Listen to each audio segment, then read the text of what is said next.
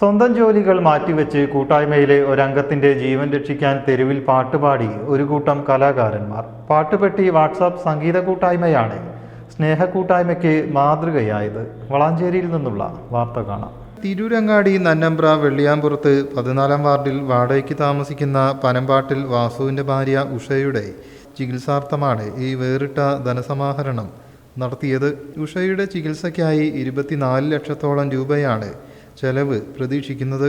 ഇതിനായി ഒരു ദിവസം പകൽ മുഴുവൻ വളാഞ്ചേരിയിലെ ബസ്സുകളിൽ കയറിയിറങ്ങിയും തെരുവിൽ പാട്ടുപാടിയും കാൽനടയാത്രക്കാരിൽ നിന്നുമൊക്കെയാണ് കലാകാരന്മാർ തുക സ്വരൂപിച്ചത്.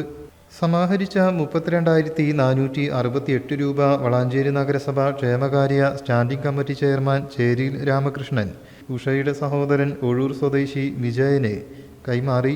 ചടങ്ങിൽ പാട്ടുപെട്ടി അധ്യക്ഷൻ രമേശ് വളാഞ്ചേരി, സെക്രട്ടറി ബബിന വളാഞ്ചേരി, ഭാരവാഹികളായ ബബി വളാഞ്ചേരി, സുബ്രഹ്മണ്യൻ പട്ടാമ്പി, ബാലകൃഷ്ണൻ വെന്നിയൂർ, കിഷോർ വയനാട് തുടങ്ങിയവർ പങ്കെടുത്തു.